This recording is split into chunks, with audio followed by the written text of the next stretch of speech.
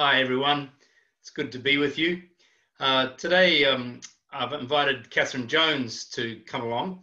Kathryn, as many of you know, is a birder. That means she's interested in birds and in fact very involved and passionate about birds. And I've invited her to tell us a little bit about how the birds have been doing over this lockdown period and since then. Thank you, Kathryn. Thanks for giving me the opportunity, Glenn. It's certainly been an interesting time for everybody, including wildlife. And one of the things that I've heard people commenting on is that they've seen and heard more birds recently.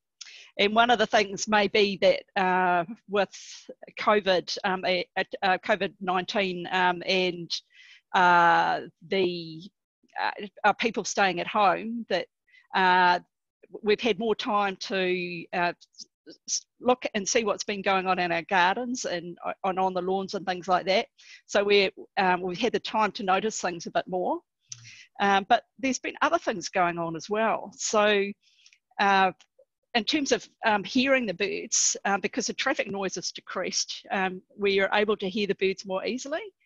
And also birds, there's sort of been some research done that shows that birds, if the noise level is too high in the city, then they disappear because they don't, the noise affects their ability to do what they do on a day-to-day basis.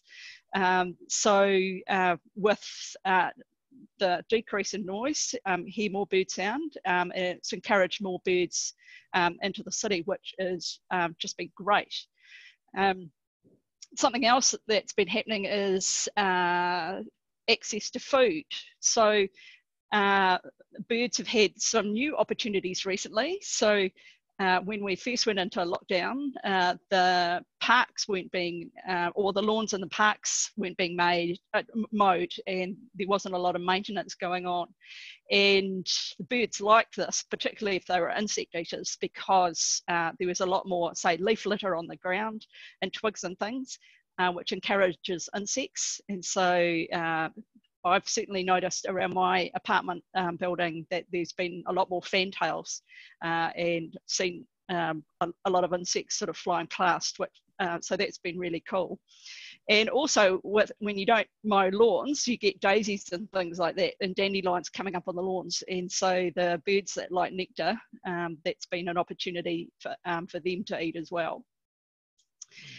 In terms of, the other thing that's been going on during this time is in Auckland and Northland, we've had the drought. And with the drought, that means some of the birds' food sources have been disappearing or not as abundant.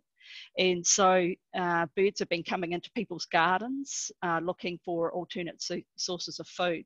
So that's another thing that's been happening around about this time as well.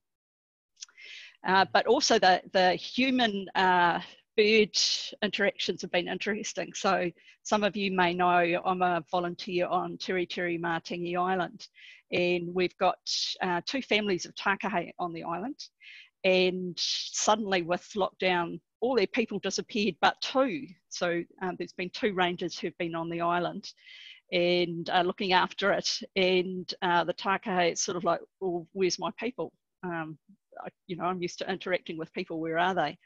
And so the rangers had to break their rule of not allowing the birds inside because they had this sort of lineup of takahe outside the office door wanting to spend time with them.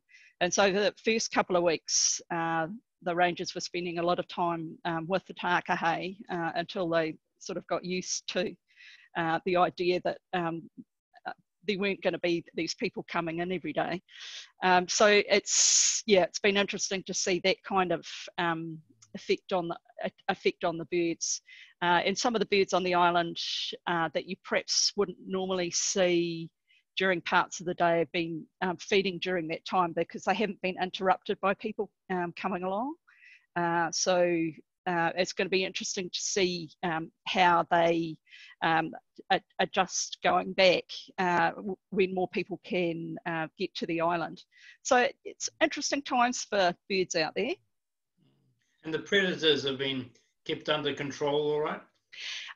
There has been a number of groups that have been doing that have been checking predator traps during this time. So on Sunday, I was actually down in Parongia talking to the sort of head of the kokako team down there because they've got a population of kokako on the mount, and they had been checking all the traps the day before.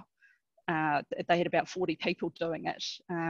So they did find some predators, but I mean, the good thing is that during this time, people, well, with level 2, people are now going back out looking at the traps and setting more traps, which is really important.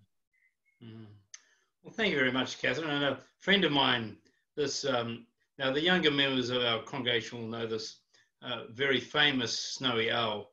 This is Hedwig. And, oh, hello, Hedwig. Yes, you can hear my voice.